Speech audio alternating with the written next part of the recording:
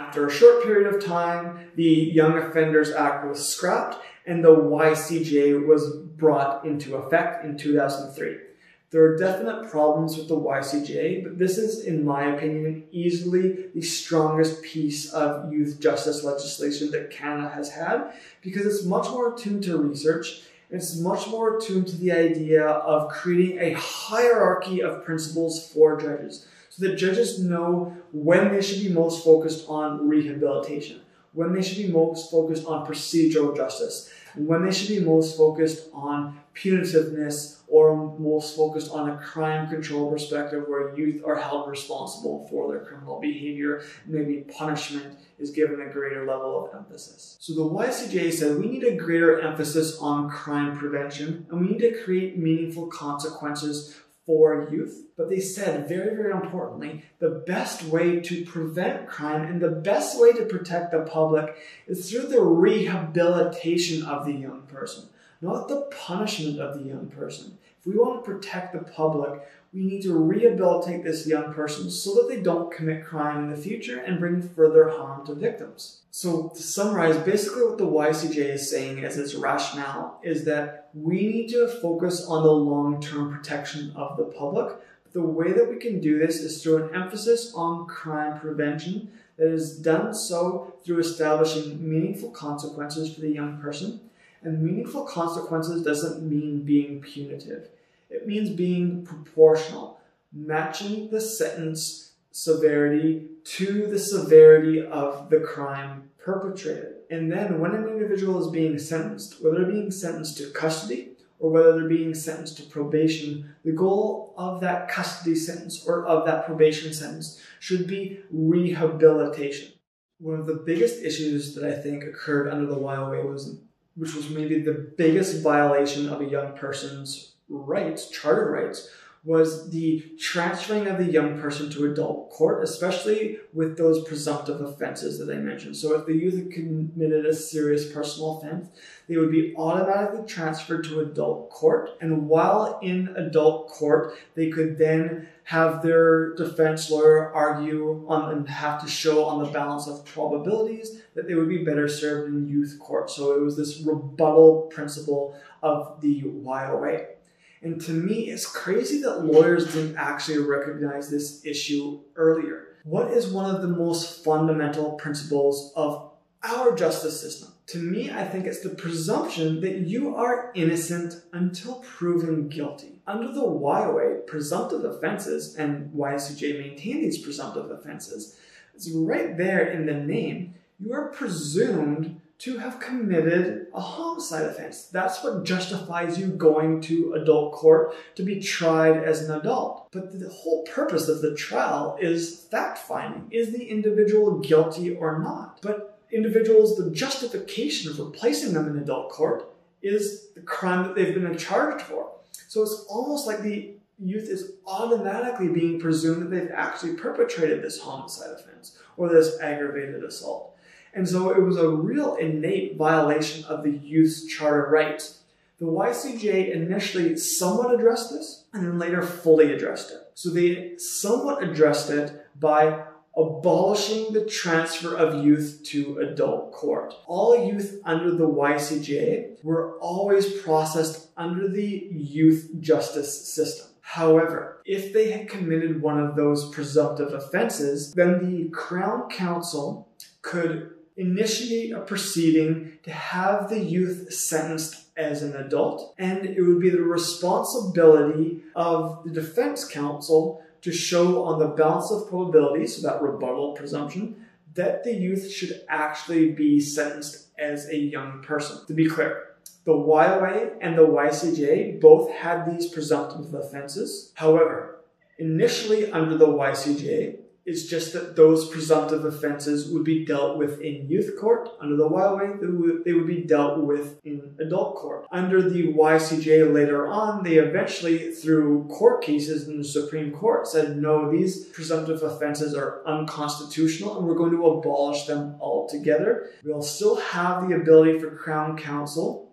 to have youth sentenced as an adult, but the onus will be on Crown Counsel to show on the balance of probabilities that the young person should be sentenced as an adult. I cannot emphasize this enough. There is no such thing as being tried as an adult under Canada's current youth justice system. Very little direction given to police and to Crown Counsel. Under the YCJ, there was much more clarity about when these measures should be used. And so they created what are called extrajudicial measures and extrajudicial sanctions. Extrajudicial measures are a tool of the police. Basically, they say to police officers that you can, instead of formally arresting or charging, or in BC, because police don't charge youth, recommending charges to Crown, instead the police can simply issue a warning to a youth and or refer them to some form of community agency that can provide them with some assistance or some help. Very, very key. Under the YCJ, it basically directly talks to police officers, kind of looks right at them, breaks down that fourth wall and says, hey, these extrajudicial measures, you should presume them to be adequate for first-time individuals involved in non-serious offenses. Police officers are told that you should be using these extrajudicial measures. You're encouraged to use them, and here are the scenarios in which they should be used. And we're going to presume that they're actually adequate for all young persons. Extrajudicial sanctions, on the other hand, are more so the tool of Crown Counsel. And this is the idea about prosecutorial diversion, where maybe the Crown Counsel has charged the young person but believes that this young person is best dealt with outside of the formal processing in the court system. So we can still adjudicate the young person, but let's keep them out of the actual court system. And we can instead use restorative justice principles or have them engage in some form of restitution or community-based services. If the young person fails to abide by the agreement, so if they agree to fulfilling hours working in a soup kitchen and they fail to carry out that community service, then they can have that extrajudicial sanction show up on their official criminal records, indicating that they failed to actually abide by the conditions of their extrajudicial sanction. Another thing that the YCJ tried to address, and ultimately they've been unsuccessful, in fact they might have even failed worse than the YOA, is in the attempt to address the overrepresentation of Indigenous persons. So directly in the YCJ principles, I'll just read the quote here. It says that measures imposed on young offenders should respect gender, ethnic, cultural, and linguistic differences and respond to the needs of Aboriginal young persons and of young persons with special requirements. The language in this principle is a little bit outdated. We wouldn't refer to a young person as Aboriginal, we would refer to a young person as Indigenous, but the intent here was to remind judges to think about the backgrounds of Indigenous persons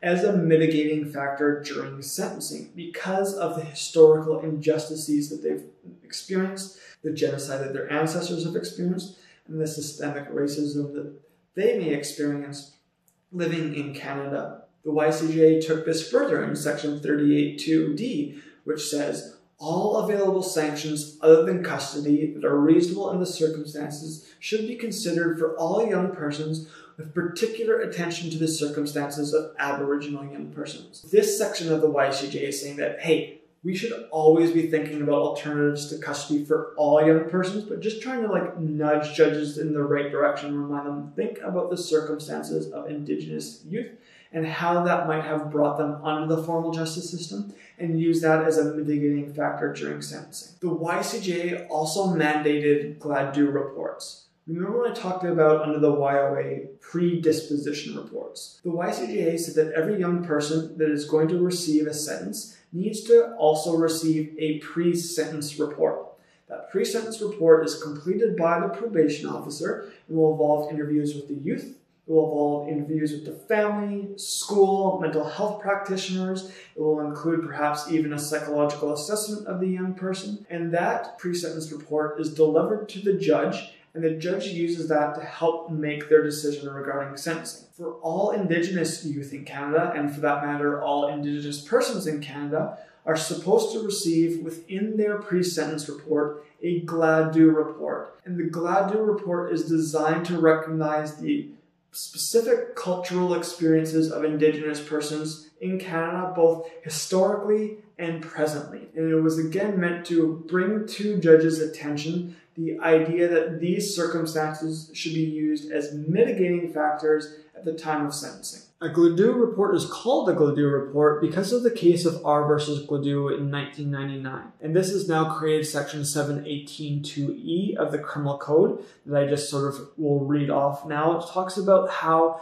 Canada needs to consider the specific circumstances of Indigenous persons. Gladue reports should include a description of the youth's heritage, so their cultural background, customs, traditions, where their particular First Nations group may have originated from, provide a description of the systemic or background factors that might have involved the youth being brought into custody or brought into the court system, or contributed to the young person's offending, particular attention to things like poverty, substance use, and unemployment. Also needing to be attuned to the community and how we want to bring that youth back into the community to help resolve the harm that has been perpetrated. So thinking about sentences that are actually going to help be restorative. Another thing that I mentioned about the YCJ was that it's trying to basically avoid the YOA's over-reliance on incarceration of young persons. So remember when I was reading, I think it was section 38(2)(d) of the YCJ, it was basically saying that all judges need to consider all other possible sentences other than custody. The YCJ further helped address the sentencing disparities under the YOA by saying to judges, hey, guess what?